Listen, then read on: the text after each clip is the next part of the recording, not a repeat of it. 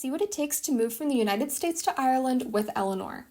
In order to move to Ireland, Eleanor needed to have an EU animal health certificate issued by a vet with certain qualifications, so first we made an appointment with one of the only vets in Pittsburgh that fills these out. Before the appointment, they needed a lot of information, like a list of her updated vaccinations and date of insertion for her microchip. Some of these were a little tricky to get since Eleanor's a rescue dog from Pima Animal Care Center. When we got to the appointment, Eleanor really liked the comfy benches in the waiting room. Before taking us back to the room, the vet tech got her weight, and then they took us back to this luxurious room. At this point, I think Eleanor figured out that we were at the vet because she wanted to hide underneath the chairs, but after a few minutes, she started wandering around and exploring all of the smells.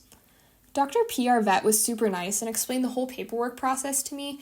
She'd filled out all the forms prior to the appointment, so we just had to make a few adjustments before she submitted it to an online portal to get approved by the USDA. The USDA stamps the paperwork once it's approved, and you have to bring a physical copy of it to Ireland, so I purchased a 2-day shipping label for Dr. P to send with my paperwork so that the physical copy could be mailed to me once it was approved. This all happened on Monday, 7 days before our flight was scheduled to arrive in Ireland. Ireland requires that the paperwork be filled out within 10 days before arrival. They also require that all dogs be treated for tapeworms 1 to 5 days before entering the country, so we went back to the vet on Thursday so that Eleanor could take a pill for tapeworm. I was a little nervous heading into the appointment on Thursday because I still hadn't heard back from the USDA if my paperwork got approved. Thankfully, Dr. P said that it got approved by someone in Iowa that morning and it would be sent to me that day. Since I purchased the 2-day shipping, it was set to arrive on Saturday. Or so I thought. Turns out, in an attempt to be economical, I accidentally selected a weekday-only 2-day shipping.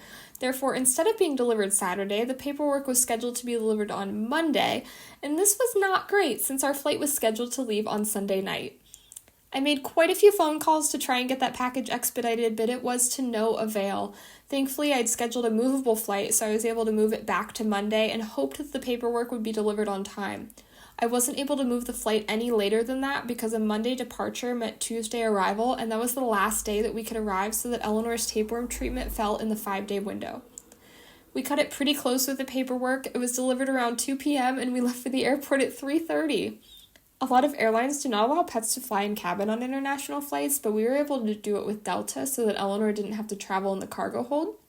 Before arriving, I made an appointment online at the Department of Agriculture, Food, and the Marine in the Dublin airport. Thankfully, we had everything that we needed for Eleanor to get into Ireland and avoided quarantine.